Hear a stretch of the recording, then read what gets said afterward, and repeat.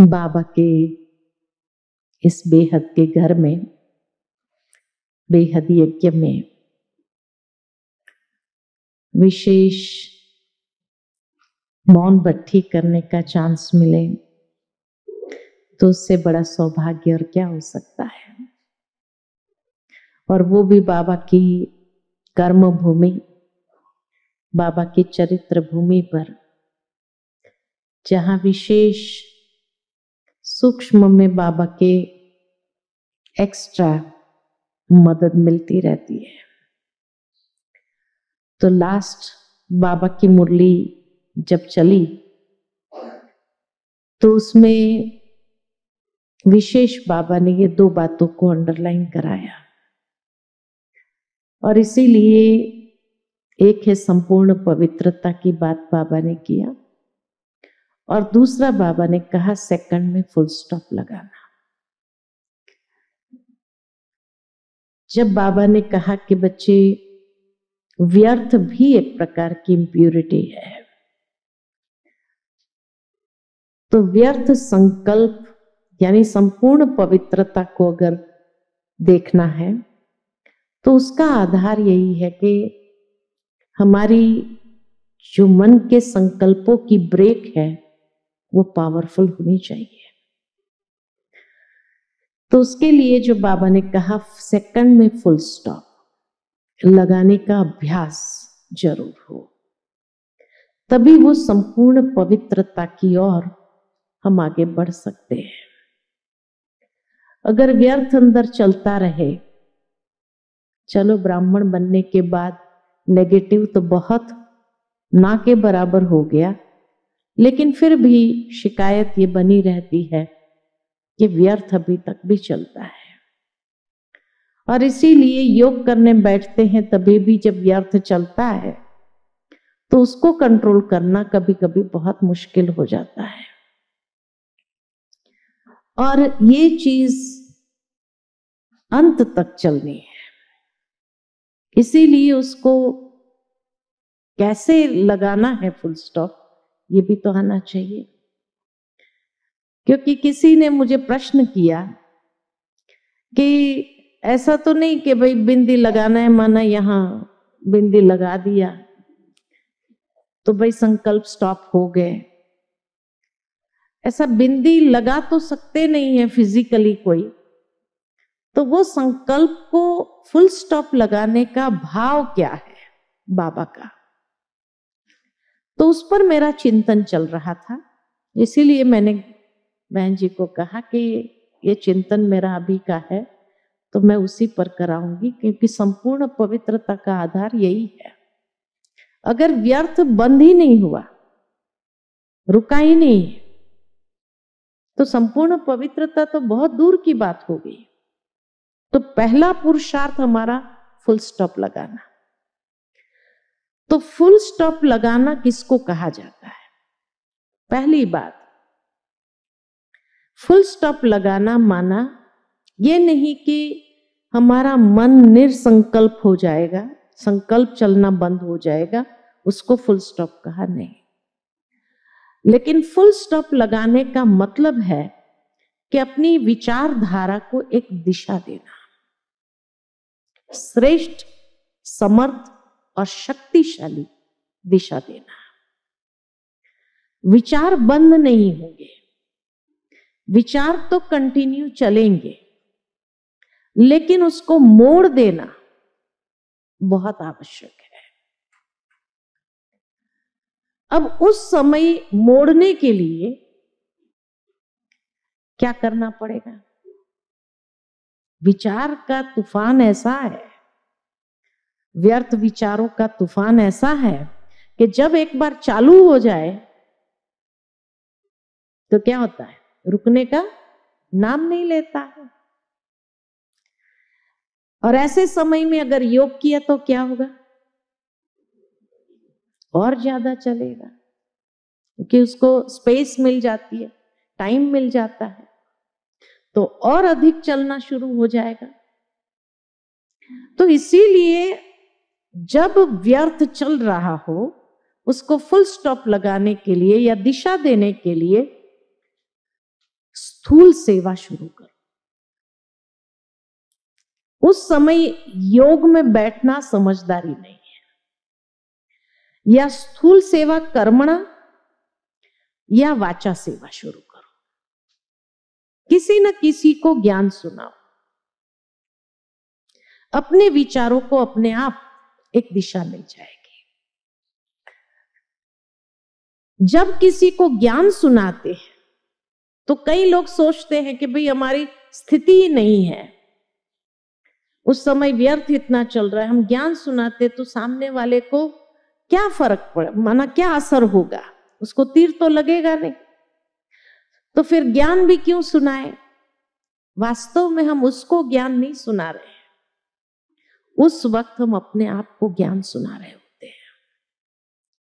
और जब हम अपने आप को ज्ञान सुना रहे होते हैं तो क्या होता है कि हमारे विचारों को जब समझ से हम उसको समझाना चालू करते हैं तो धीरे धीरे वो परिवर्तन भी हो जाएगा। और जितनी देर आपने उसको ज्ञान सुनाया उतनी देर में तो धीरे धीरे आपके विचार परिवर्तन होते हुए आप खुद महसूस करेंगे कि हाँ, जैसे फुल स्टॉप लग गया, उस व्यर्थ की बात को फुल स्टॉप लग गया और फिर आपकी गाड़ी एक और पटरी पर चढ़ने लगेगी। अच्छा चलो, ज्ञान सुनाना मुश्किल हो रहा है तो कोई बात नहीं, कर्मणा सेवा शुरू करो। जितना आप कर्मणा सेवा करेंगे तो उससे दो बात होगी। एक तो कर्मणा सेवा किया तो उसका पुण्य अर्जित होगा, और दूसरा जब उस सेवा से कोई आत्मा प्रसन्न होती है तो उसकी दुआएं भी मिलती है। तो ये दो चीज प्राप्त होने से वो व्यर्थ को समाप्त करना आसान होता है। कई बार व्यर्थ इसलिए भी चलता है, देखा गया है, व्यर्थ इसीलिए चलता है क्योंकि हमारा पुण्य क्षीण हो गया है। इसलिए पुण्य करना जरूरी है। तो जितना कर्मण सेवा हम करेंगे उतना कर्मणा सेवा करते करते हमारा पुण्य अर्जित होना स्वाभाविक हो जाता है। और ये पुण्य जितना हमारा बढ़ता जाएगा, स्वाभाविक है कि वो पुण्य कभी कभी मदद करता है उस व्यर्थ को समाप्त करने के लिए। खुशी मिलेगी ना। जैसे जैसे हम पुण्य अर्जित करेंगे, हमारा खाते में जैसे जैसे आता जाएगा, जमा होता जाएगा, खुशी बढ़ने लगेगी। और वो खुशी में आए, जैसे बाबा ने अभी बहुत सुंदर बात कही थी, अब जो संडे की मुरली हमने सुनी, उत्साह। हर घड़ी उत्सव मनाओ, हर घड़ी उत्साह में रहो। उसमें कितनी अच्छी बात बाबा ने कही कि जब आप उत्साह में रहते हो तो परिस्थिति आपके ऊपर वार नहीं कर सकती है।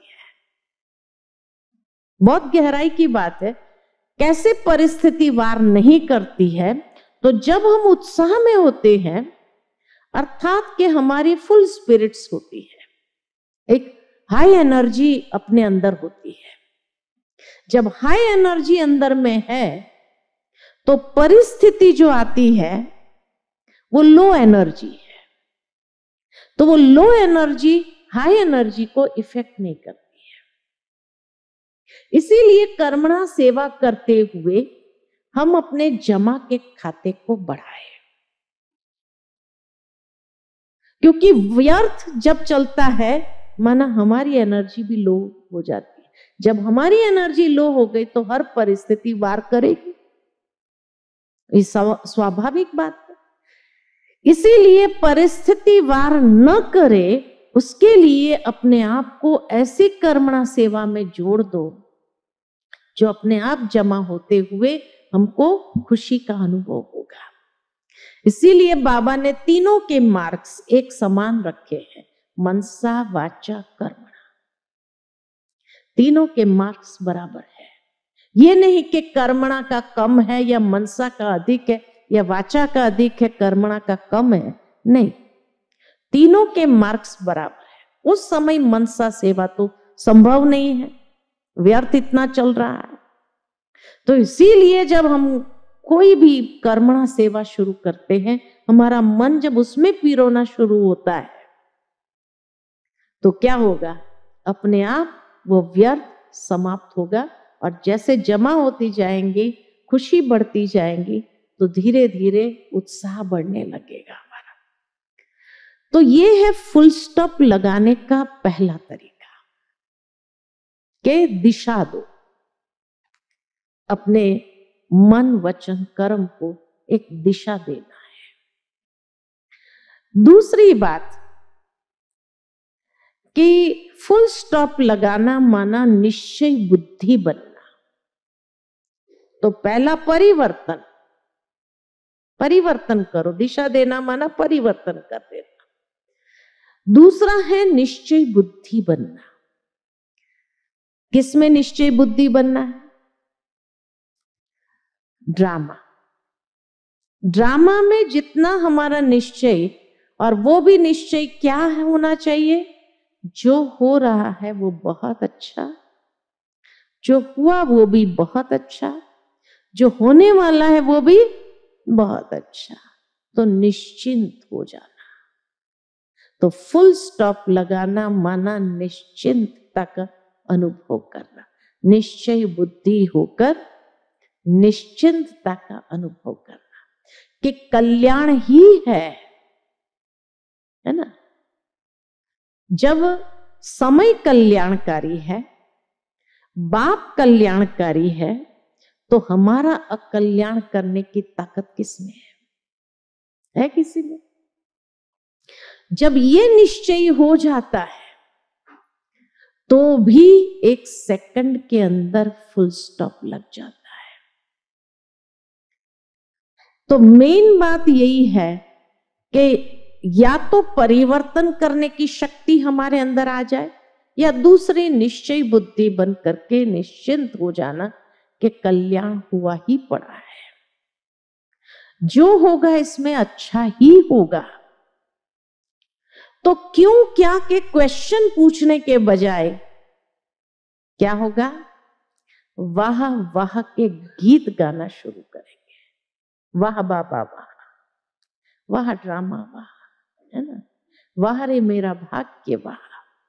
तो जितना वाह वाह के गीत गाते हैं, माना भी अपने स्पिरिट्स को हाई करना है, उत्साह में आना है। तो ये वाह वाह का गीत जब गाना शुरू करते हैं तो बाबा कहते हैं अगर वाह वाह नहीं भी होगा तो वो परिवर्तन होकर वाह वाह हो जाएगा। ये भगवान का वरदान है। इसीलिए वाह वाह के गीत जरूर गाना आना चाहिए, है ना। इसको कहते हैं फुल स्टॉप। कोई गाना गाता है तो अपने आप सारी दुनिया भूला हुआ है कि नहीं है, उस गाने में कितना मग्न हो जाता है जो सारी दुनिया भूल जाती है।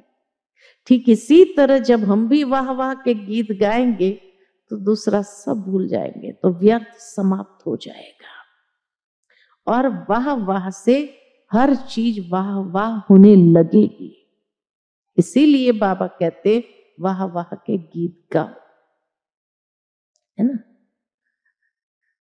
तो नेगेटिव को कंप्लीटली हम पॉजिटिव में चेंज करते हैं वाह वाह के गीत गाने से।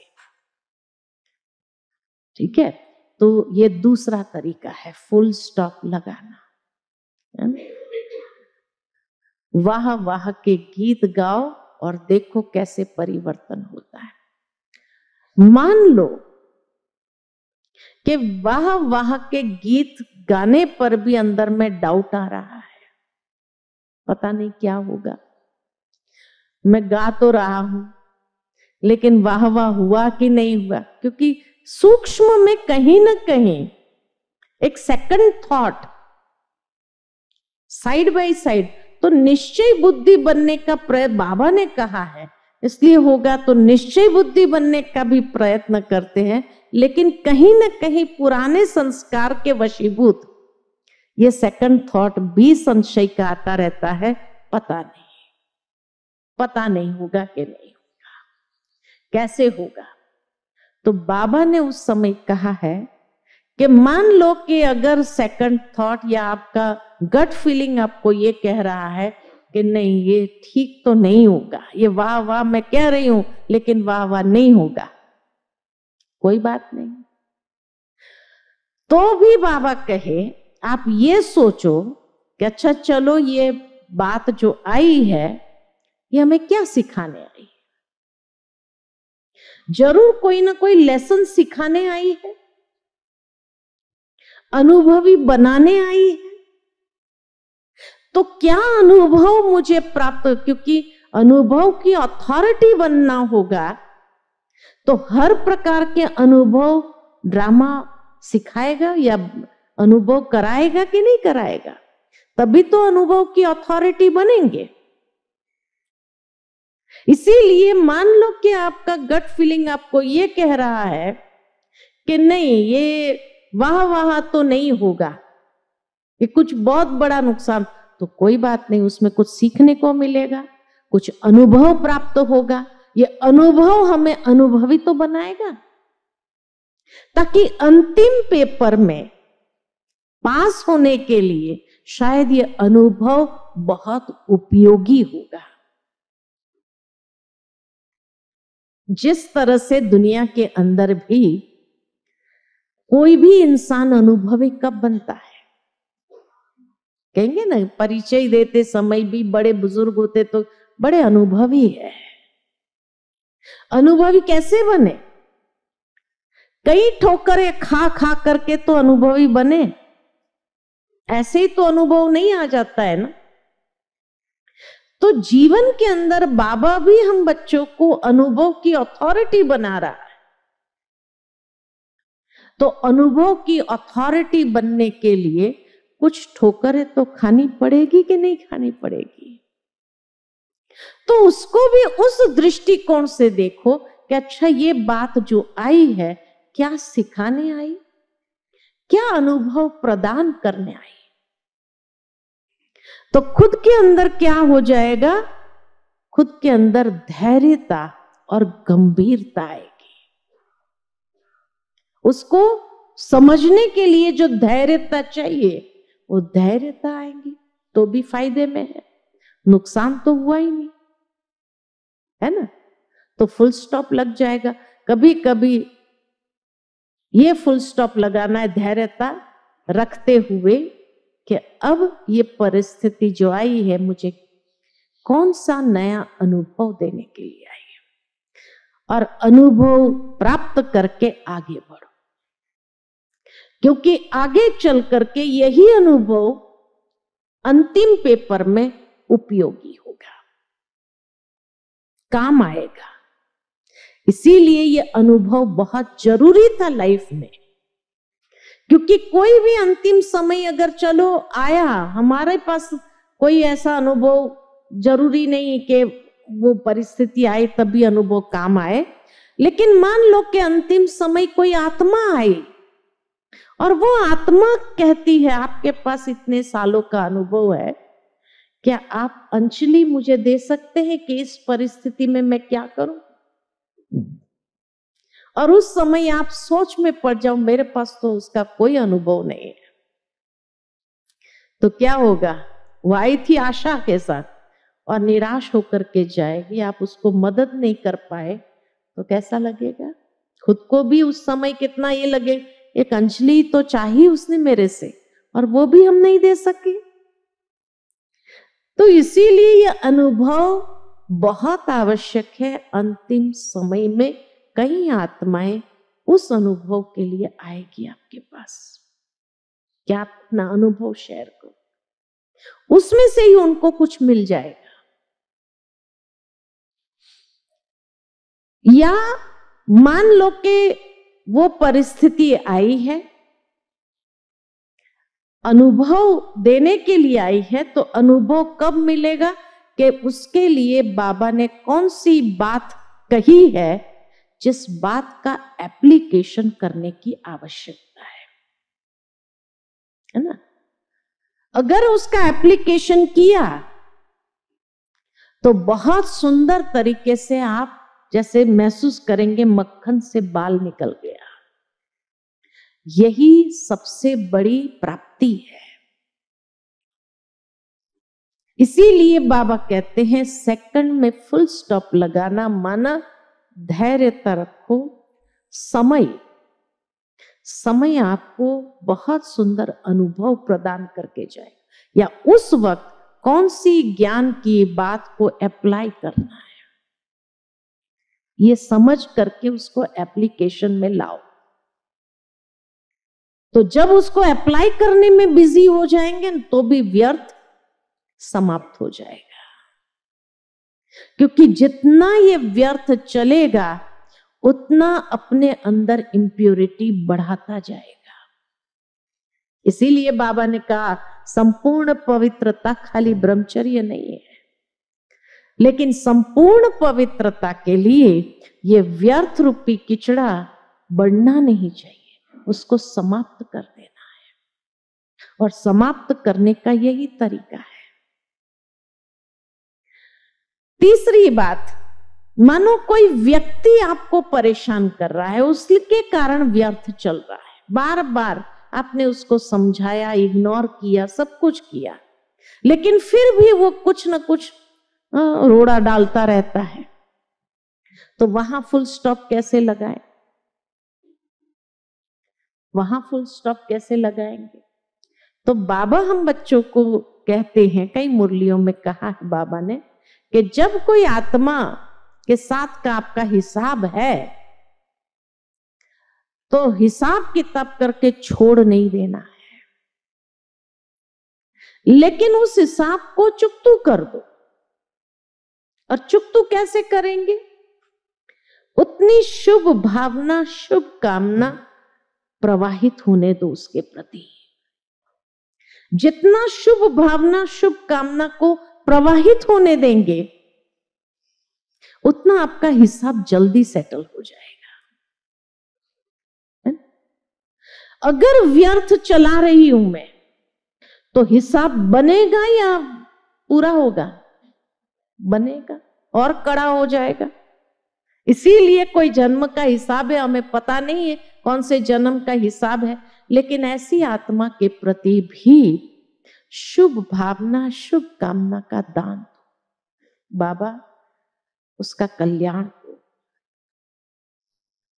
है ना। और उस आत्मा को भी आत्म रूप में देख करके उसके प्रति ये शुभ भावना को प्रवाहित करो तो उसको टच होगा, उसको दुआएं। नेगेटिव से नेगेटिव बैलेंस नहीं होता है, वो बढ़ता है। उसने कुछ किया, उसके सामने तो चलो ठीक है, आपने कुछ नहीं बोला, मौन रखा, लेकिन पीछे कहा पागल है। बाबा ने क्या कहा? क्यों उसको श्रापित करते हो? ऐसा बोल करके भी क्यों श्रापित कर रहे हैं? इसीलिए वो बोल करके भी जो उसको श्राप दे दिया, वो भी हिसाब बढ़ाएगा या कम करेगा? बढ़ाएगा। इसीलिए उसको बैलेंस करने के लिए शुभ भावना, शुभ कामना, दुआएं ही मदद करती है और वो जल्दी सेटलमेंट आपका कर देगा। शुभ भावना नहीं देंगे तो बढ़ेगा, तो अब फुल स्टॉप लगाना चाहेंगे तो भी लगेगा नहीं। इसलिए उसको बैलेंस करने के लिए शुभ भावना, शुभ कामना, फुल स्टॉप लगाता है। इसका कल्याण हो। बाबा इस आत्मा को शक्ति देना, हिम्मत देना, ये कार्य करने के लिए समझ देना उसको। तो अपने आप जितना हमने उसके प्रति शुभ भावना, शुभ कामना प्रवाहित किया, उतना आपका हिसाब भी जल्दी क्लियर हो जाएगा और फुल स्टॉप लगाना आसान होगा। ठीक है ना? चौथी बात, चार बात बताई है, 3 बताई कि 4 बताई, 4 बताई मैंने। अब 5वीं बात, पहला परिवर्तन, दिशा देना। दूसरा ड्रामा, तीसरा निश्चय बुद्धि बन करके ड्रामा करना, है ना। तीसरा, हाँ, अनुभव बढ़ा रहा है। और चौथा, शुभ भावना, शुभ कामना देना। 4 बातें बताई ना। अब पांचवी बात कि शायद ड्रामा मुझे एक चुनौती या अवसर दे रहा है।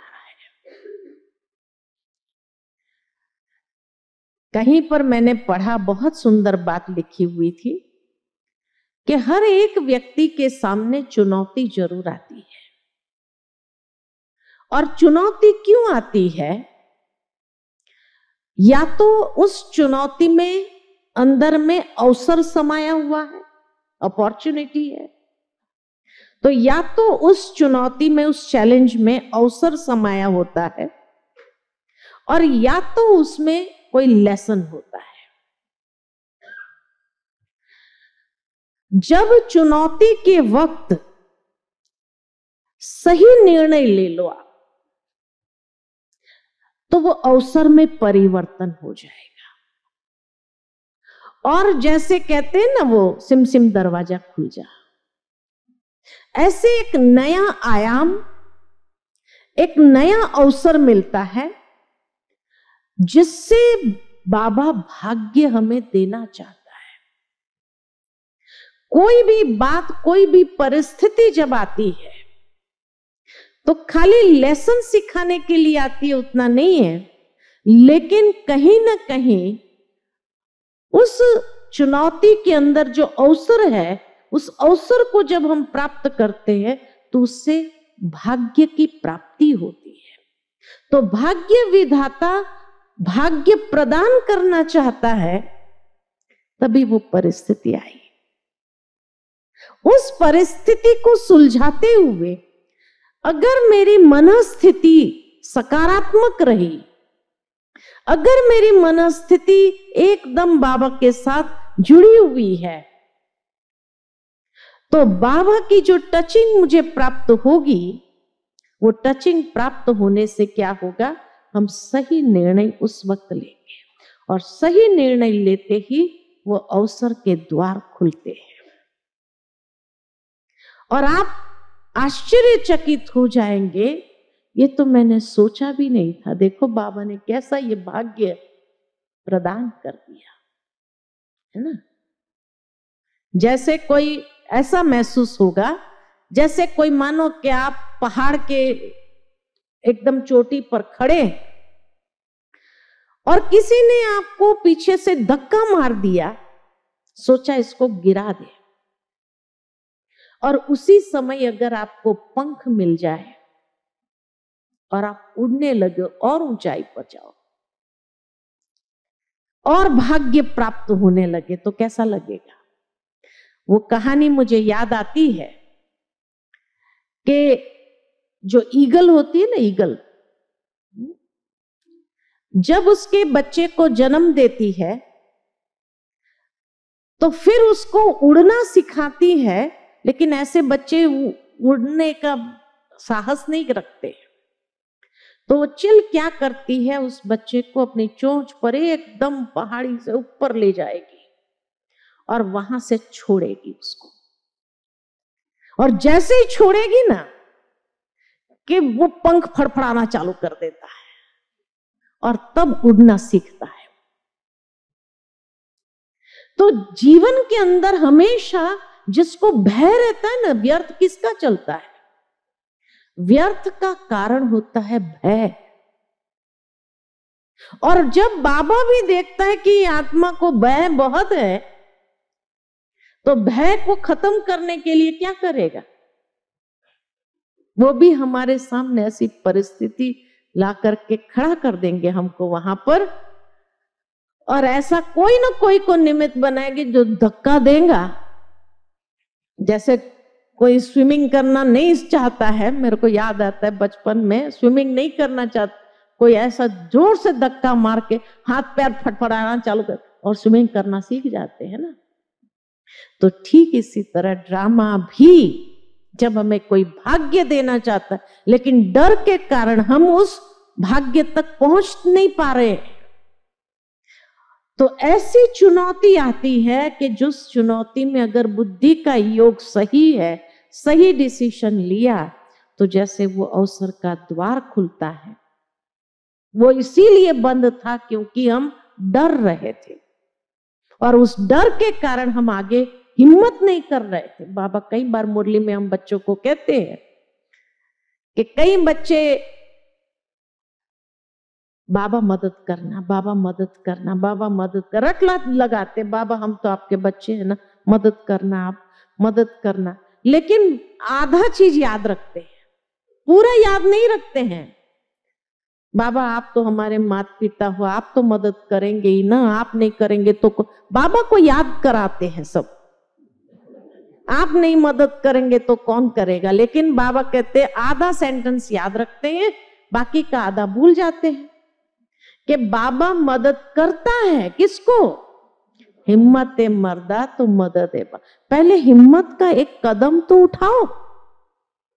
हिम्मत का अगर कदम ही नहीं उठा रहे हैं तो मदद कहां से मिलेगी, है ना। 1000 भुजा वाला बाबा आपके मदद करने के लिए तैयार है, लेकिन हिम्मत का कदम उठाना नहीं है। और बाबा मदद करो, बाबा मदद करो, बाबा मदद करो, तो क्या होगा? और फिर मदद नहीं मिलती है, क्योंकि मदद कैच ही नहीं कर पाते हैं। हिम्मत का कदम बढ़ाया ही नहीं तो मदद तो कैच नहीं कर पाते हैं। फिर कहते हैं बाबा को इतना याद किया, इतना योग लगाया, फिर भी बाबा की मदद नहीं मिली है? तो बाबा क्या कहते हैं? कारण क्या हुआ कि हिम्मत का कदम बढ़ाया नहीं। हिम्मत जरूर रखनी पड़ती है कई बार, और जैसे ही हिम्मत का कदम बढ़ाते हैं उस विश्वास के साथ कि बाबा है, फिर देखो आपको लगेगा मैं कहीं गिर न जाऊं, मैं कहीं ये न हो जाऊं, ये न हो जाए। लेकिन हिम्मत का कदम रखते हुए बस आप उस परिस्थिति को पार करने के लिए आगे बढ़ जाओ, देखो फिर क्या होता है, देखो फिर क्या होता है कि नहीं। ऐसा भाग्य विधाता भाग्य प्रदान करता है जो आप बाद में सोचेंगे मैं तो नाहक डर रही थी,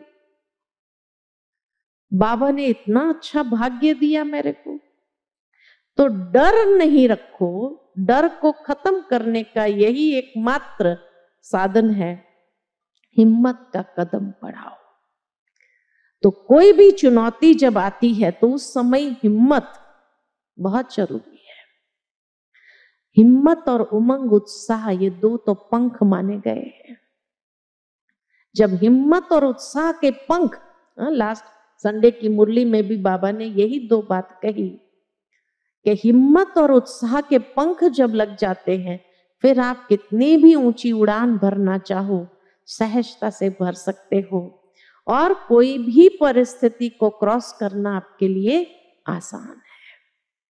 लेकिन हिम्मत और उत्साह के पंख ही नहीं है तो फिर तो परिस्थितियों के साथ लड़ना पड़ेगा, माथा मारना पड़ेगा और आगे बढ़ना मुश्किल होगा। इसीलिए बाबा भी हम बच्चों को कहते हैं कि बच्चे हिम्मत और उमंग उत्साह के पंख के आधार से उड़ना चालू करो, तो कोई भी परिस्थिति नीचे हो जाएगी, आप ऊपर से उड़ करके उसको क्रॉस करेंगे, तो व्यर्थ चलाने की आवश्यकता नहीं रहेगी, है ना। तो इसीलिए डरो नहीं, डरना नहीं है, लेकिन हिम्मत का कदम उठा करके आगे बढ़ना है। यही हमेशा याद रखो, भाग्य विधाता मुझे कोई न कोई भाग्य प्रदान करना चाहता है, इसीलिए ये बात मेरे सामने आई है। और या तो बाबा के प्यार को महसूस करो, छठी बात कि भगवान का प्यार क्या होता है, इसको अनुभव करने का टाइम आया है। अच्छे दिन चल रहे हैं तब तो भगवान के प्यार का अनुभव करने की जरूरत नहीं है, लेकिन भगवान के प्यार को रियल में अगर एक्सपीरियंस करना है तो जब विपरीत समय आता है तभी अनुभव होता है। कई बार कई लोग कहते हैं बार बार मेरे सामने एक ही बात आती, बार बार वही बात क्यों आती है? लेकिन बार बार क्यों आ रही है उसके पीछे भी कारण है। मैं जब छोटी थी ना, स्कूल में थी, 5th क्लास में होंगी मैं, तो 5th क्लास में जब थी तो हमारा मैथ्स का टीचर था, उसकी मैं फेवरेट स्टूडेंट थी। उसको बच्चे नहीं थे अपने, तो हमेशा उसको इतना प्यार था कि तेरे को मैं अडॉप्ट कर लूं। उसको यही अंदर में रहता था, तेरे को मैं अडॉप्ट कर लूं। तो जब भी हमें यूनिट टेस्ट में सम्स देते थे ना, सिखाते थे, तभी भी विशेष ध्यान मेरे पर रहता है, इसका ध्यान कहीं इधर उधर तो नहीं है, इसका ध्यान है। और जब यूनिट टेस्ट होती थी हमारी, तो जब चक्कर लगाता था ना, तो सीधा आकर के मेरे पास खड़ा होता था। अगर मैं उसके क्लास में पीछे भी बैठी तो खास बुलाएगा, इधर बैठो, तुम आगे बैठो, है ना, पीछे क्यों बैठी? मेरी 2 सीट होती थी, तो आगे बिठाते। एक तो मुझे उनका क्लास बोरिंग बहुत लगता था, मेरे को आता ही नहीं था, तो बहुत बोरिंग लगता था। और ऊपर से वो मुझे आगे बुला करके वहां नाक के सामने बिठाता था और ध्यान मेरे पर। और फिर जब यूनिट टेस्ट के समय ऐसे चक्कर मार करके आता था, खड़ा होता था देखने के लिए मैं क्या लिख रही हूँ। अब नेचुरल है, वो खड़ा होगा तो कॉन्शियस तो हो जाएंगे, तो गलती तो होनी ही है। तो गलती हो जाती थी मेरे से, तो उसको इतना गुस्सा आता था अंदर में। फिर जब पेपर देने जाते थे ना, जब निकलते हुए जब क्लास से, तो जैसे ही पेपर देते थे तो मेरा पेपर बाद में लेता, दूसरे का सबका ले लिया, है ना, और फिर मेरा लास्ट में लेकर कहता बैठो, बैठ इधर, इतनी गलती करती है तुम, है ना। बहुत गुस्सा आता था मेरे ऊपर। फिर तब तक वो 10 सम्स ऐसे ही निकाल के रखता था और ये सारा सॉल्व कर, बैठो सॉल्व करो, और बाकी सब चले गए और मेरे को बैठना पड़ता था। तो मुझे बड़ा गुस्सा आता था, है ना। लेकिन इतनी प्रैक्टिस कराता था, इतनी प्रैक्टिस, 10-10 सम्स ऐसे एक जैसे दे करके प्रैक्टिस कराता था, ताकि मेरे को फाइनल में अगर वो क्वेश्चन आए तो मैं फेल ना हो जाऊं। ये उनकी भावना थी। अब जब फाइनल एग्जाम आई और मेरा 100% मार्क्स है, मैथ्स में तो फुल स्कोर कर सकते हैं, तो इतना मुझे कॉन्फिडेंस आ गया था, हर चीज 10-10 बार बार बार कराते रहने से इतनी मैं परफेक्शन उसमें आ गया था। तो एक तो मैंने समय से पहले भी कर दिया और 100% मार्क्स आया। उस समय जो खुशी मेरे चेहरे पर थी, उससे ज्यादा जो खुशी उसके चेहरे पर, आज तक मुझे वो चेहरा भूलता नहीं उनका, कि कितना प्यार होता है। तब बार बार प्रैक्टिस कराता रहा, तो उस बात को मैं समझती रही कि बाबा भी जब कोई बात बार बार मेरे सामने लाता है ना, इसका मतलब मैं बाबा की फेवरेट स्टूडेंट हूं, इतनी प्रैक्टिस देता है मुझे। और दूसरी बात कि मैं फेल हूं, ये उसको मंजूर नहीं, फाइनल एग्जाम में मैं पास होनी ही चाहिए। तो ये भगवान का प्यार अनुभव करो, तो वो परिस्थिति बार बार आने से भी क्या होगा, आप एक्सपर्ट हो जाएंगे। कोई चीज बार बार सॉल्व करो तो क्या होगा, तो व्यर्थ चलेगा या समर्थ चलेगा। बाबा के प्यार को अनुभव करो उसमें, तो क्या होगा, समर्थ चलेगा। खुशी होगी अंदर कि मेरे जैसा फेवरेट स्टूडेंट भगवान को, सुप्रीम टीचर को भी नहीं है, वो इतना मुझे प्यार करता है, तभी तो कोई प्रॉब्लम बार बार सॉल्व करने के लिए देता है। तो फुल स्टॉप, इसी को तो नाम है फुल स्टॉप लगाना। या तो व्यर्थ चलाओ, या तो उस प्यार को महसूस करते हुए आप समर्थ चलाओ। यही तो फुल स्टॉप लगाना है। तो कहने का भावार्थ मेरा यही है कि फुल स्टॉप सेकंड में लगाना माना परिवर्तन करना, दिशा देना। निश्चय बुद्धि हो जाना और निश्चिंत होकर के वाह वाह के गीत गाना, या धैर्यता और गंभीरता को धारण करते हुए लेसन सीख लेना, या अनुभव की अथॉरिटी बन जाना, या कोई आत्मा अगर बार बार आपको परेशान कर रही तो शुभ भावना शुभ कामना दे करके उसके हिसाब को जल्दी सेटल कर दो, या भाग्य विधाता जब आपको कुछ देना चाहता है तो वो परिस्थिति आती है चुनौती के रूप में और उसमें अवसर खुल करके सिम दरवाजा खुल जा मेरे लिए, ये अनुभव करो। या तो बाबा के प्यार को अनुभव करो कि बार बार अगर मेरे साथ, इसका मतलब फाइनल में बाबा तो जानी जाननहार है ना, सब कुछ जानता है कि फाइनल में क्या, एग्जाम में क्या क्वेश्चन आने वाला है और उसके सामने वही आने वाला है। बाबा ने कई बार हम बच्चों को बता दिया है कि फाइनल एग्जाम में फाइनल क्वेश्चन कौन सा होगा। हाँ, सबके लिए नष्ट हुआ थोड़ी होगा। हाँ, जिसमें मोह की कमजोरी होगी उसके लिए वो पेपर होगा, लेकिन बाकी के लिए, कुमारियों के लिए कौन सा मोह है ना, तो क्या पेपर हो सकता है। बाबा ने हमेशा हम बच्चों को कहा है, बच्चे छोटी सी कमजोरी को भी छोड़ो नहीं, कि छोटी सी है अंत में ठीक कर देंगे, क्योंकि वही फाइनल पेपर का द्वार होगा।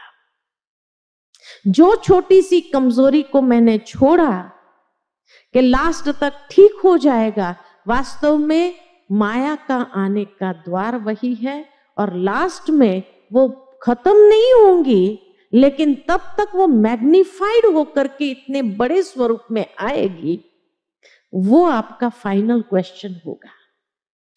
तो अभी से चेक करो मेरे में कौन सी कमजोरियां है। हाँ, जिसमें मोह की कमजोरी है उसके लिए फाइनल पेपर वही होगा, लेकिन जिसमें दूसरी कमजोरी है, तो किसी में क्रोध की कमजोरी है, किसी में देह अभिमान की कमजोरी है, मैंपन की कमजोरी है, किसी में और कोई कमजोरी है, ईर्ष्या की, द्वेष की, कोई भी कमजोरी है, तो जो कमजोरी होगी वही फाइनल क्वेश्चन आपके लिए होगा। और उसका समय 1 सेकंड, ये भी बाबा ने बता दिया। उस एग्जामिनेशन का चेकिंग कौन करेगा, मार्क्स कौन देगा? खुद बाबा नहीं देगा,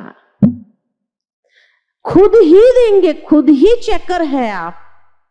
और जैसे ही आपने वो एग्जाम दिया और एग्जाम देते वक्त आपने महसूस किया फेल हो गए, आप खुद बोलेंगे, अंदर से विचार आएगा फेल हो गए, माना आपने लेबल डाल दिया फेल, तो अपने आप वहां चले जाएंगे जहां फेल होना है। फेल वाले जाते हैं। जैसे ही अंदर में वो खुशी होगी, वाह मैंने पास कर दिया, जैसे दुनिया में भी होता है ना, जिसको पास हो गए तो कितनी खुशी, पास हो गए, तो ऐसे ही आपने लास्ट पेपर जब क्रॉस किया 1 सेकंड का और उसमें पास हो गए, तो इतनी खुशी से आप उछलेंगे, पास हो गए, माना आपने अपने आप को सर्टिफाई कर दिया। और फेल भी हुए तो भी आप खुद सर्टिफाई करने वाले, फेल हो गए,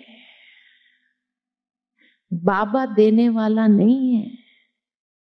नहीं तो कोई भी कहेगा बाबा आपने पार्शियलिटी किया।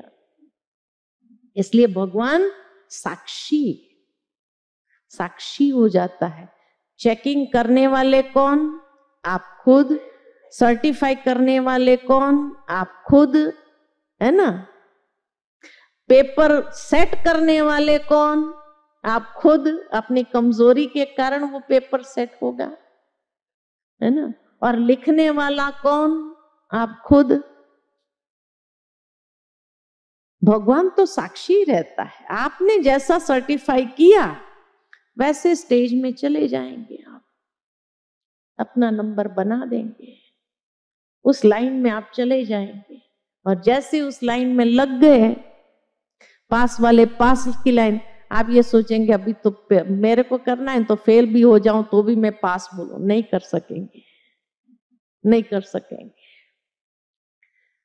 उस समय एक second, fraction of a second में भी ये बात निकली कि फेल हो गए, नहीं कर पाए, बस गया, वो सर्टिफाइड हो गया उसी समय, है ना। तो इसीलिए आप उस समय खुद के साथ भी ये चालाकी नहीं कर पाएंगे कि फेल होने के बाद भी आप उछलो और कहो कि पास हो गए, ये नहीं कर पाएंगे। ठीक है, तो उसको कहा जाता है सेकंड में full stop. Okay, Om Shanti.